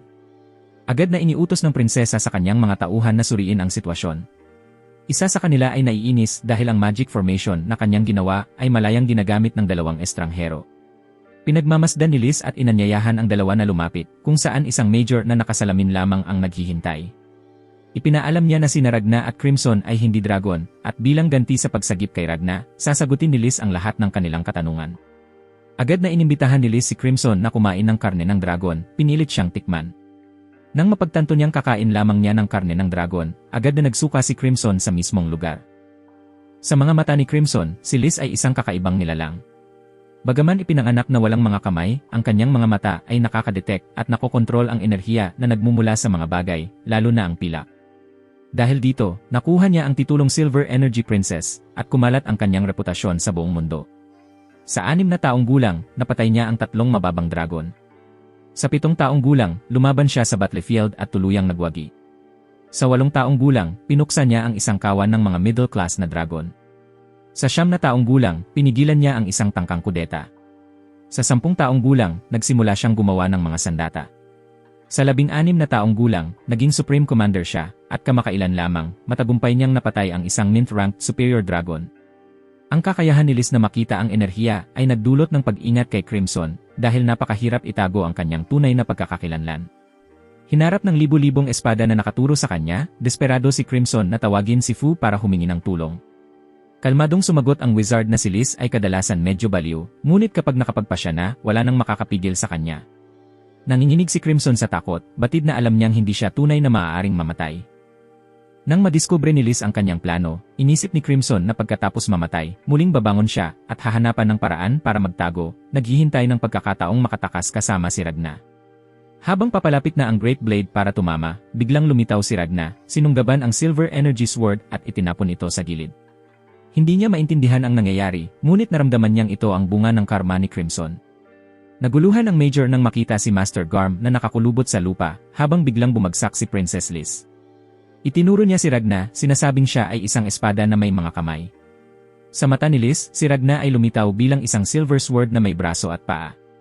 Nang makita ng mga sundalo na nahimatay ang prinsesa, agad silang umatake kay Ragna, na madali lamang nilang tinaboy. Hindi makapaniwala si Liz na may tao sa mundo na ganap na nakapag-merge sa isang silver sword. Ang governess na si Nasa, na naglingkod sa prinsesa mula pagkabata, alam na ang prinsesa ay baliw sa paggawa ng mga silver sword ngunit walang interes sa kasal. Nakikita si Liz na hindi iniisip ang paghahanap ng asawa. Nainis si Nasa dahil ayon sa kanilang kontrata, makakatanggap siya ng malaking bayad kung ikakasal ang prinsesa. Kaya't ang governess na si Nasa ay lumuhod, nanalangin kay Liz na magpatawad at mabilis na magpakasal sa isang tao upang mabago ang kanyang buhay.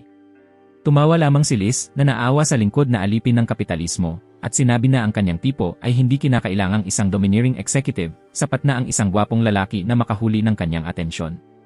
Ngayon, nang makita ang nabighaning ekspresyon ni Liz habang tinitingnan si Ragna, halos ma-shock si Nasa. Sa mata ni Liz, si Ragna ay isang tao na may perpektong sanay na mga galaw, ang mga siksik na peklat ay lalong nagpapaganda sa kanyang mga kalamnan, at ang kapangyarihan ng silver energy sa loob niya ay nagpapatunay na siya ang pinakamalakas, pinakamaganda at pinakamahalikang tao na kanyang nakilala. Nagmadaling nagpayo ang Major sa prinsesa na manatiling kalmado dahil kaaway rin si Ragna, ngunit si Crimson ay nakatitig lamang sa kakaibang reaksyon ni Liz. Ngayon, seryosong yumuko si Ragna, nagsasalita ng stiff na parang makina, eksakto ayon sa utos ni Crimson noon. Pumayag ang Major na pansamantalang palampasin silang dalawa at ikulong.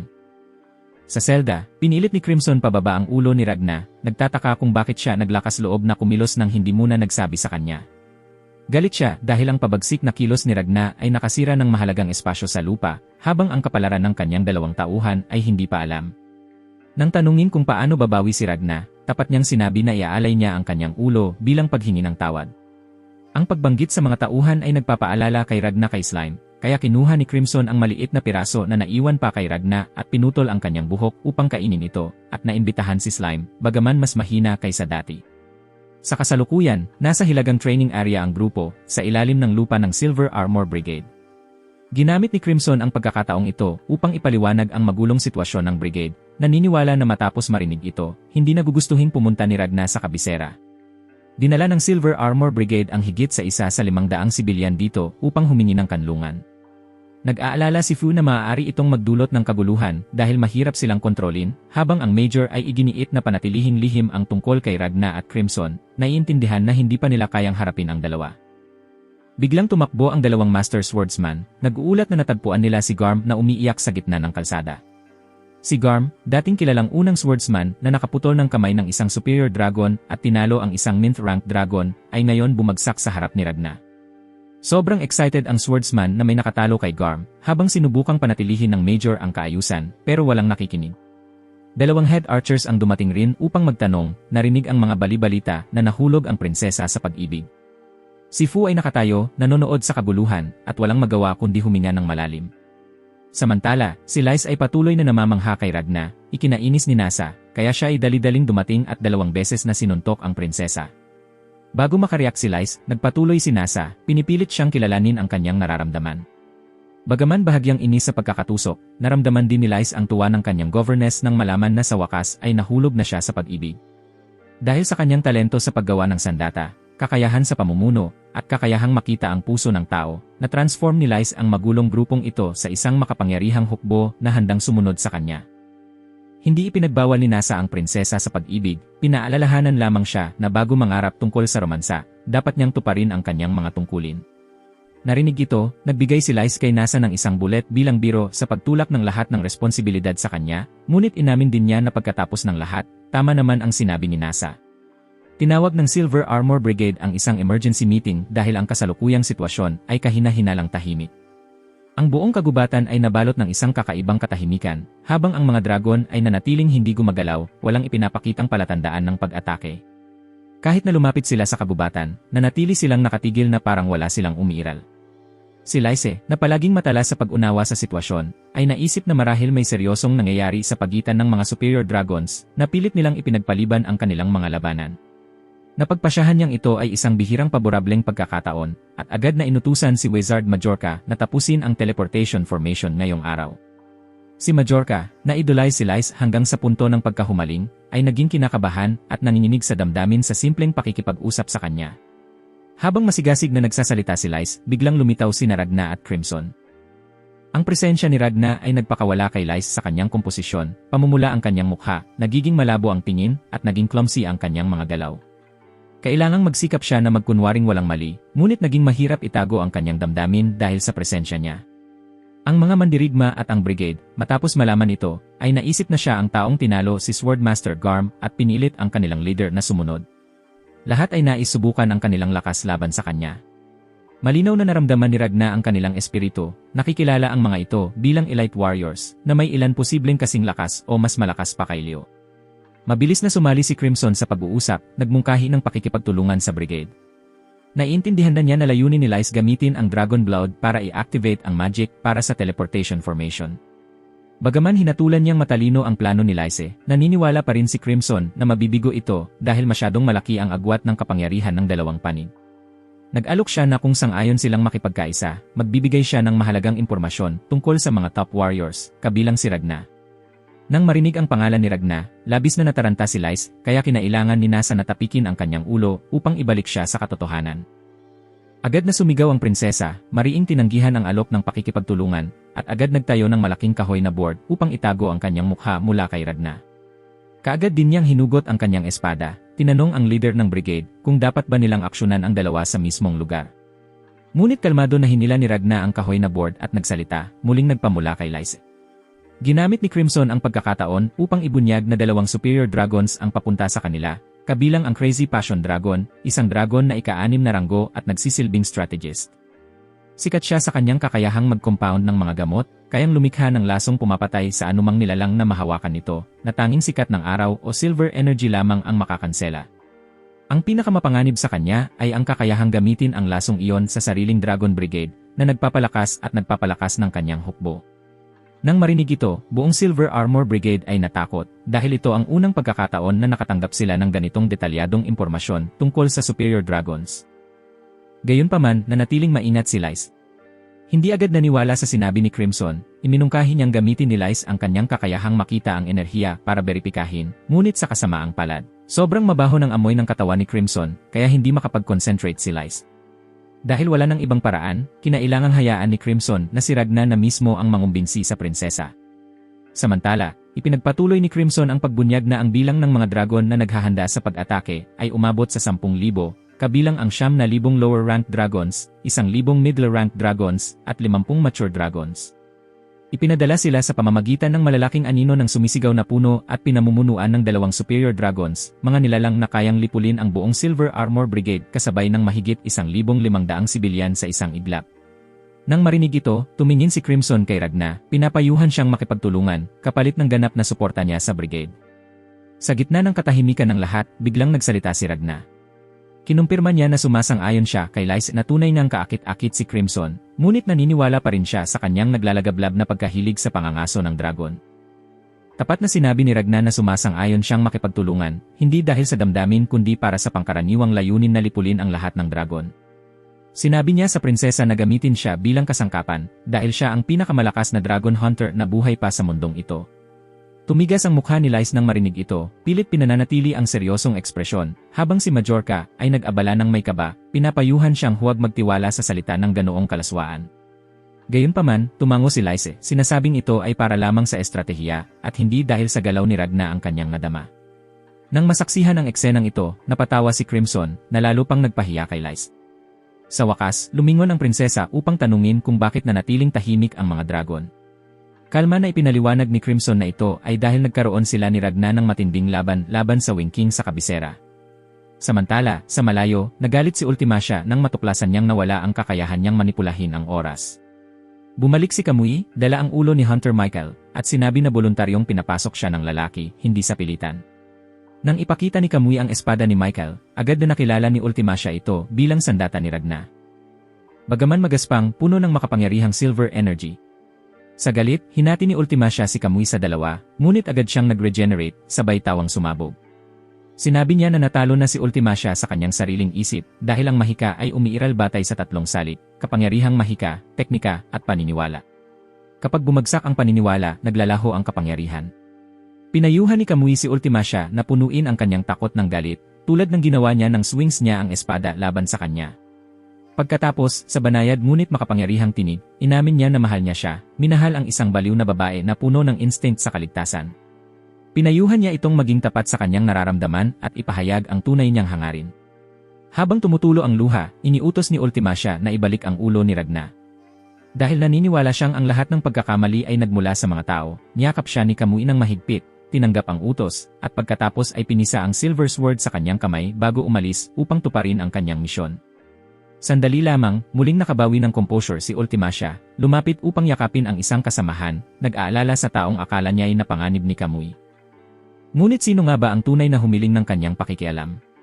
Tungkol naman kay Kamui, naaalala ang huling salita ni Michael na darating ang Grim Reaper upang kunin ang kanyang ulo, siya ay mumingiti ng may pananabik.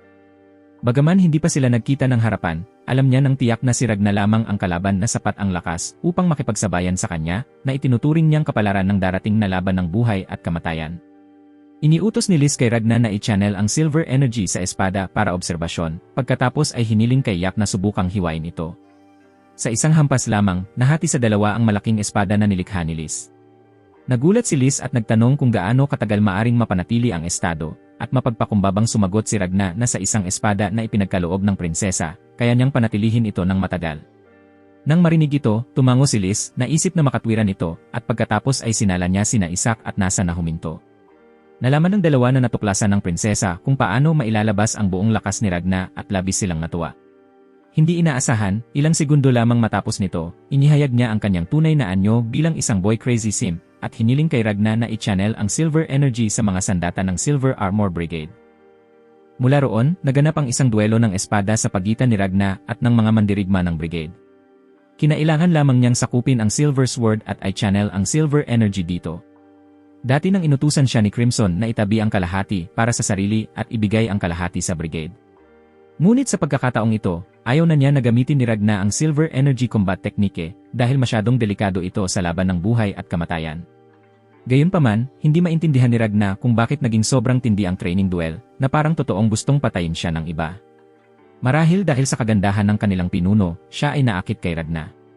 Lahat ng mata ng mga sundalo ay nakatuon sa kanya na nagdulot ng inis kay Ragna, kaya nagpasya siyang tapusin agad ang laban at bumalik sa kanyang silid para magpahinga. Sa puntong ito, inihagis ni Shin kay Ragna ang isang kutsilyo, humihiling ng patas na one-on-one duel. Ngunit sa loob lamang ng ilang segundo, natalo si Shin. Tiningnan ni Ragna ang kalaban at naisip na medyo mahusay ito, marahil mas malakas pa kaysa kay Leo. Naiinis si Shin dahil sa kabila ng pagiging tinawag na malakas, natalo siya sa napakasamang paraan at tumakbo ng umiiyak. Pinanood ni Wizard Majorca ang eksena, umiling lang siya sa pagkainis. Naiintindihan ni Graham ang nararamdaman ni Shin, kaya tumakbo rin siyang umiiyak kasama nito. Samantala, si Chris, ang punong kabalyero, ay humalakhak ng malakas, tinutukso silang dalawa dahil sa pag-iyak matapos matalo. Gayunpaman, maswerte siya dahil tinulungan siya ni Ragna na gumawa ng prosthetic arm na may bagong lakas, sapat para lumaban kahit sa mga superior dragon.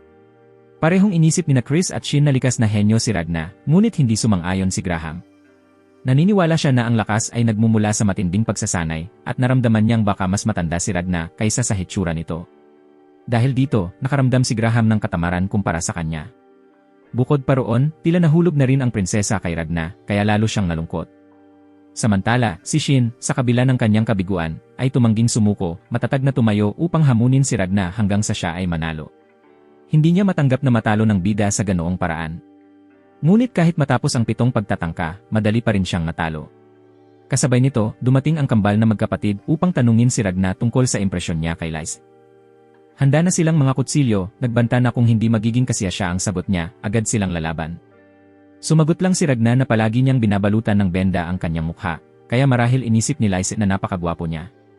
Nangusap pa siya na baka kapag tinanggal niya ang benda, sobrang magulat ang prinsesa at mananatiling walang asawa habang buhay. Narinig ito ng kambal na magkapatid at natawa sa inosenteng kagandahan ni Ragna, saka ipinakita sa kanya ang kanilang armas, 2 long-range revolver na pwedeng pasukan ng silver energy. Tumingin siya sa kanila at hindi sinasadyang naalala niya si Leo sa bahay.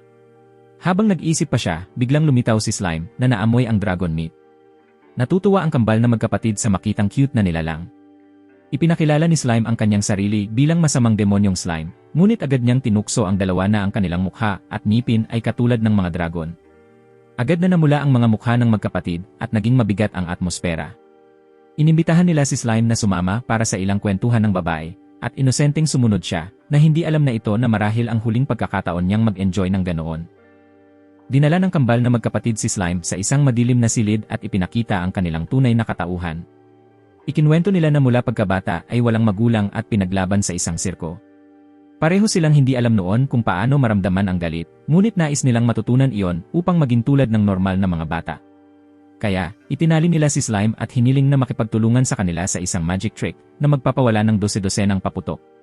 Samantala, ipinaliwanag ni Wizard Fu ang mahika sa kanyang mga kasamahan.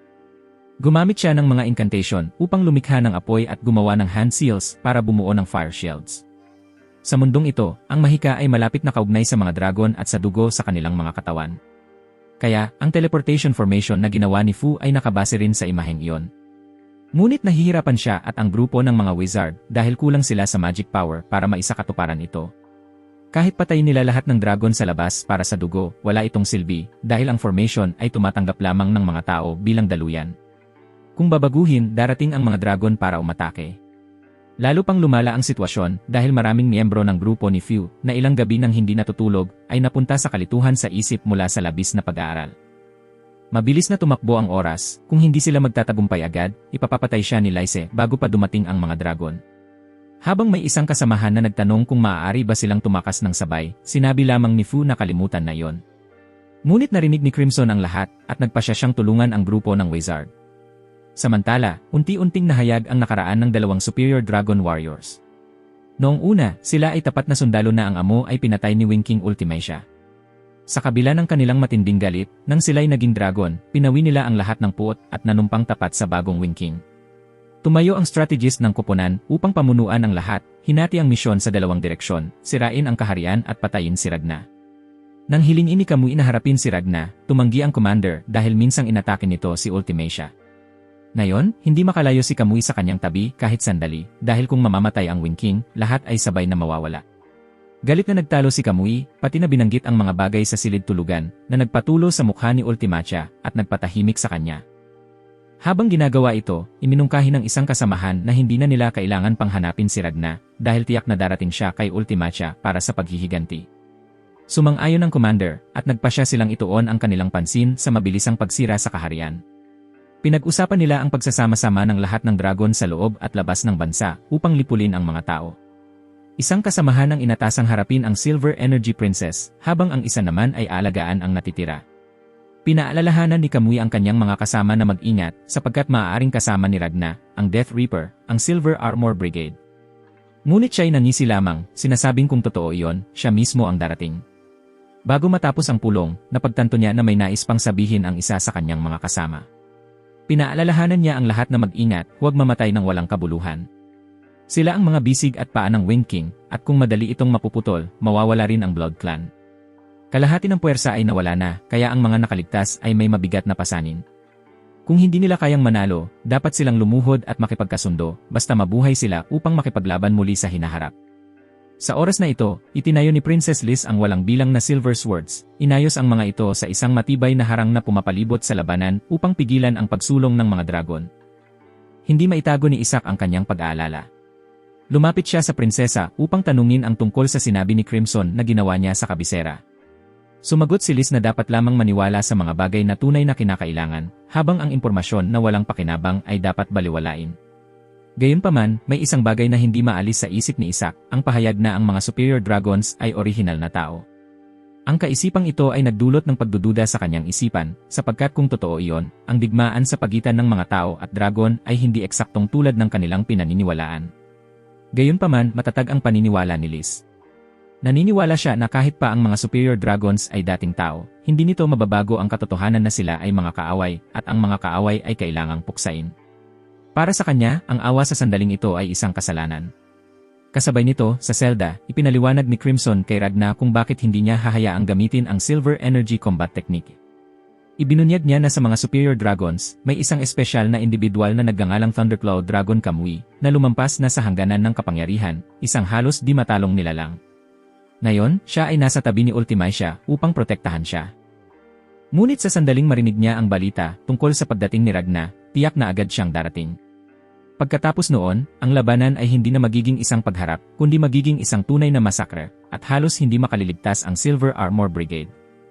Inaasahan ni Crimson na kung hindi magiging maayos ang mga bagay, kailangan niyang humanap ng paraan upang makalayo kasama si Ragna, sapagkat malinaw sa kanya na walang sinuman ang makakatapat sa kapangyarihan ng Thunderclaw Dragon.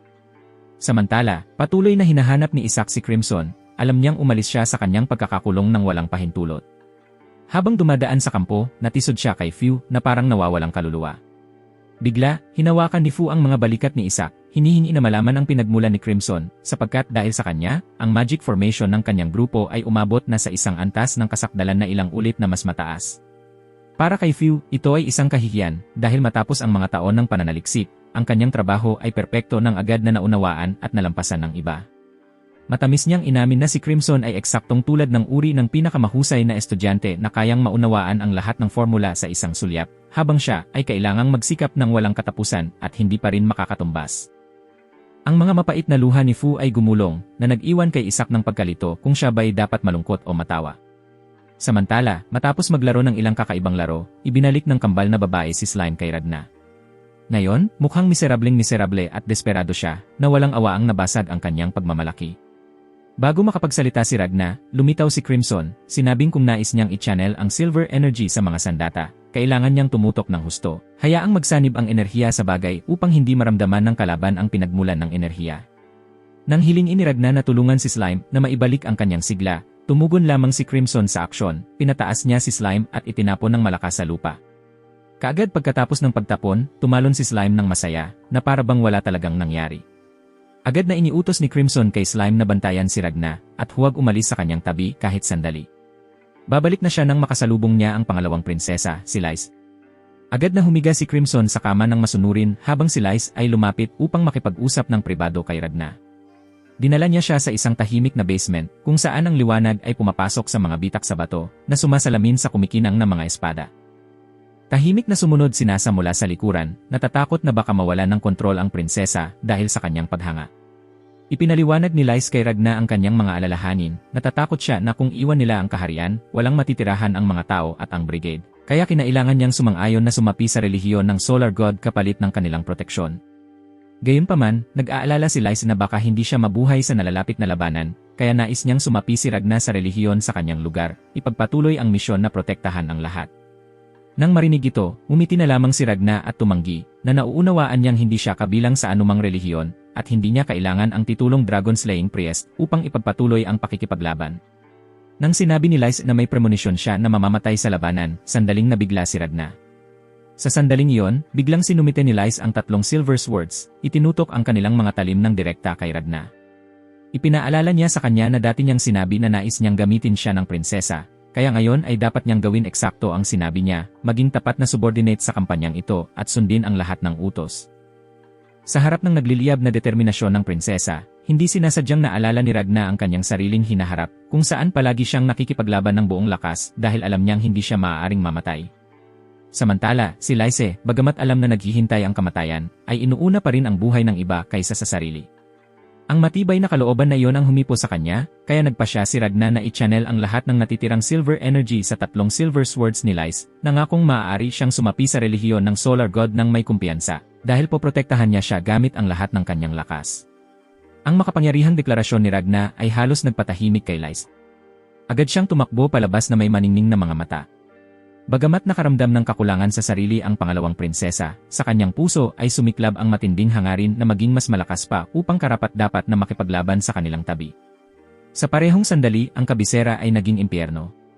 Pinakawalan ang mga lower-ranked dragons na walang pinipiling pinaslang. Nagtakbuhan ang mga tao sa kabuluhan sa gitna ng mga sigaw, habang ang mga pinangasiwaang sundalo ay nagbaling ng kanilang mga armas sa isa't isa. Dumami ang dugo sa mga kalye, at ang lahat ng life energy ng mga nahulog ay sinipsip ni Borgias. Isinakripisyo niya ang lahat ng natitirang haba ng buhay upang muling mabuhay, nakikipaglaban para sa mas dakilang layunin at ipinamamana ang pananampalataya. Saksi si Ultima siya sa lahat ng iyon ng may kirot, ngunit naunawaan ni Kamui na mas gugustuhin ni Borgias na mamatay sa labanan kaysa mabuhay sa isang kahabag-habag na pag-iral na mas masahol pa sa kamatayan. Habang papalubog na ang araw, na nagsisilbing senyales ng huling labanan, lumitaw ang kaaway at iniutos sa Living Forest na wasakin ang hadlang ni Lys. Sa kalangitan, si Taza sa anyo ng higanting dragon ay naghanda ng sumugod pababa, balak niyang walisin ang lahat sa isang iglap. Ngunit sa sandaling iyon, isang malakas na puwersa ang hindi inaasahang humampa sa kanya. Namangha siya, sapagkat ang lumitaw ay walang iba kundi si Ragna, hawak ang 2 espada na naglalabas ng silver light. Hindi makapaniwala ang parehong superior dragons, dahil ang silver energy ay hindi nagmumula sa katawan ni Ragna, kundi mula mismo sa mga espada. Agad na nagbabala si Raksha kay Taza na maging lubos na maingat. Kung ito nga ang Grim Reaper na lumilitaw, kailangan nilang agarang tawagin si Kamui. Umiikot si Taza, umaatungal, at tinanong ang pangalan ng kanyang kalaban. Ngunit si Ragna ay hindi nagsalita ng kahit isang salita. Mahigpit niyang inakap ang kanyang 2 espada at sumugod pasulong, at dito opisyal na nagsimula ang nakatakdang labanan sa pagitan ng 2 panig. Higpitan ni Isaac ang hawak sa espada, sinusubukang kumbinsihin ang sarili na lahat ay ganap ng naihanda. Ngunit hindi niya inasahan na sisimulan ang labanan sa pamamagitan ng biglaang atake mula sa isang hukbo ng mga manipuladong sibilyan. Ang mga inosenteng tao, na may mga mukha na may marka ng itim na ugat ng dugo, ay sumigaw ng mabangis at sumugod direkta sa brigade, nagdudulot ng walang kapantay na kaguluhan. Ang mga sundalo, natakot, ay tanging depensa lang ang magagawa, walang sinuman ang nangahas umatake sa kapwa nila tao. Nilayo ni Isaac na unahin ang inisyatiba upang basagin ang pasibong sitwasyong ito. Ngunit sa harap niya ay lumitaw ang isang maliit na batang babae, dahilan upang huminto ang kanyang espada sa kalagitnaan ng hangin. Sa kabutihang palad, dumating si Prinsesa Lys sa tamang oras. Sa matatag na mga mata, hindi siya nag-atubiling lipulin ang lahat ng sibilyang nahawaan ng laso ni Zora. Ang kanyang tinig, malamig ngunit matatag, ay iniutos sa lahat na sirain ang sinumang hindi sakop ng proteksyon, binibigyang diin na kung hindi sila kikilos, sila mismo ang mahuhulog. Mabilis na inilipat ni Lys ang buong hukbo mula depensa patungo sa opensiba, pinangungunahan mismo ang mga tropa papunta sa kabubatan kung saan nagtatago si Zora. Mula sa malayo, pinanood ni Zora ang labanan sa pamamagitan ng mga artipisyal na mata, nakakaramdam ng labis na kasabikan sa espiritu ni Lys. Ngunit alam din niya na lahat ng kilos ng prinsesa ay bahagi ng kanyang kalkulasyon. Sa hanay ng Blood Clan, ang tagal ng oras upang makamit ang titulo ng Saint ay sukatan ng lakas. Si Tara ang nag-iisa na umabot sa antas na yon sa loob ng 20 taon. Wala siyang talento sa mahika, tanging malakas na katawan na sanay mula pa noong siya'y tao, ngunit sapat nang malupig ang kalaban gamit ang purong lakas ng katawan nang hindi kailangan ng sopistikadong mahika. Sumabog ang duel sa pagitan ni Ragna at Tara ng marahas. Bagaman ipinakita ni Ragna ang kanyang pambihirang kasanayan, ang kanyang kasalukuyang lakas ay hindi pa sapat upang putulin ang matibay na katawan ng kalaban. Si Tara, bagaman mayabang, ay nagpakita pa rin ng paggalang sa sining ng pakikipaglaban ni Ragna, ngunit lubos itong binali ni Ragna na inalala ang kanyang buong tapang na pahayag kay Prinsesa Liz. Inalis ni Ragna ang kanyang mga guwantes. Ini-channel ni Ragna ang lahat ng kanyang silver energy sa espada, determinado na maghatid ng isang tapos na suntok sa isang palo lamang. Agad namang pinokus ni Tara ang lahat ng kanyang mahika sa kamao, handang salubungin ang nakamamatay na hiwa. Nagbanggaan ang dalawang puwersa na may malakas na pagsabog. Sa isang panig, naroon ang Dragon Slaying Flash ni Ragna, at sa kabilang panig, ang Impact Cannon ni Tara. Samantala, inutusan ni Prinsesa Liz ang Mobile Archer Team na lumipad ng mataas, habang ang kambal na may Dragon AS ay nagbabantay sa buong labanan gamit ang kakayahang makita ang lahat at magpadala ng resonant na tunog. Agad nilang naiulat ang mga posisyon, bilang, at direksyon ng galaw ng kalaban. Sa kabila ng pagsisikap ni Zora na palakasin ang mga kontroladong sibilyan gamit ang Magic Poison, lahat sila ay napawi sa maikling panahon. Nang makita ang eksena kung saan kailangang patayin ng mga sundalo ang kanilang sariling uri, matapang na sinabi ni Liz sa kanila na idirekta ang lahat ng kanilang galit laban sa mga dragon na nagdulot ng trahedyang ito. Si Zora, bagaman naaliw sa karahasan ng labanan, ay hindi maiwasang mangamba ng masaksihan ang napakalaking pagsabog mula sa direksyon ni Tara. Kinakabahan siya na baka may masamang nangyari. Tara, na nabalot sa dugo, ay nagpumilit na bumangon at inihayag na siya ang nanalo, ngunit naging disabled na rin. Ang katotohanang isang tao ang nakapinsala sa kanya ng seryoso ay ikinagulat ni Zora. Maingat niyang tinanong kung ang katawan ni Ragna ay naglalabas ng silver energy upang matukoy kung siya ang Death Reaper na minsang umatake sa kanyang ginang. Nang si Tara ay handa nang tapusin si Ragna sa huling sipa, nagawa niyang makaiwas sa huling sandali, nakataka sa nakamamatay na palo. Bagaman malubhang nasugatan, pinilit pa rin ni Ragna na tumayo, nais ipagpatuloy ang laban. Ngunit sinabi ni Tara na tapos na ang labanan sa pagitan nila dahil si Ragna ay hindi ang kailangan niyang puksain. Iniwan niya si Ragna sa mga lower-ranked dragons, naniniwalang siya ay madali nang mapupunit. Habang lumalaban si Ragna, sumisigaw siya ng mga hamon kay Tara, ngunit malamig itong lumingon at inamin na kung ang espada ni Ragna ay nakatiis sa lakas na yon, siya sana ang panalo. Ang mga dragon ay dumagsa na parang mga langgam, pinapagod si Ragna, umuubo ng dugo at bumagsak. Sa sandaling yon, lumitaw si Swordsman Shin, iniligtas siya, at pinuksa ang lahat ng dragon gamit ang kanyang silver energy. Binitbit niya si Ragna pataas, galit na tinatanong kung bakit niya inilagay ang sarili sa ganoong mapanganib na sitwasyon. Di naglaon, dumating din si Mr. Graham, ipinaalam na ang lahat ng iba pang pasukan ay nawasak na, naiiwan na lamang ang 100 para harangin ni Isaac ang mga dragon. Ngunit sumigaw si Ragna, iginiit na bumalik sila upang protektahan ang prinsesa, na sinasabi niyang siya ang hahawak sa natitira. Hindi matiis ni Shin ang katigasan ng ulo ni Ragna at nagpasya na hamunin siya para sa ikapitong pagkakataon. Noong una, nang magpasya si Prinsesa Liz na umatras ang tropa para lumikas ang mga sibilyan, tutol si Chin, naniniwalang sumunod siya sa prinsesa upang puksain ang mga dragon, hindi para tumakas. Pinalo siya ni Liz sa mukha noon, sinasabi na kung hindi nila kayang talunin ang superior dragons, magiging walang saysay ang lahat. Ang mahalaga ay makaligtas upang makipaglaban muli sa susunod na pagkakataon. Pagkatapos noon, idineklara niya na sasali siya sa Solar Holy Society at sanayin ang brigade upang maging sapat na malakas upang sirain ang Wind King. Ngayon, pagkatapos ng 6 na pagkabigo, sa wakas ay natalo ni Chin si Ragna. Hindi dahil humina si Ragna, kundi dahil sa pag-unlad ni Shin at naging mas malakas kaysa dati. Iginiit niya na hindi lamang laban ni Ragna ito, kundi isang buhay o kamatayan na labanan para sa buong brigade. Sa ibang lugar, nilinis ni na Mr. Graham at Little Slime ang mga lower-ranked dragons, parehong puno ng determinasyon. Dahil nadismaya kay Ragna, umakyat si Slime sa ulo ni Shin at pinangunahan ang daan patungo sa kinaroroonan ng mga dragon na may kasamang pampasabog. Kaagad na sumunod si Mr. Graham, hindi pinapansin si Ragna na nakahandusay doon. Samantala, lumikha si Liz ng depensibong pormasyon gamit ang maraming silver energy swords, ginawang matibay na base ang buong kagubatan ni Zora. Nag-coordinate ang kambal na babae at si Chris para itaboy ang puwersa ng kalaban, habang nagalak ang Wizard Society, habang malakas na dumadaloy ang magic sa teleportation spell na na-upgrade ni Crimson. Gayunpaman, agad na napansin ni Zora na may malamig na mga mata, ang tunay na plano.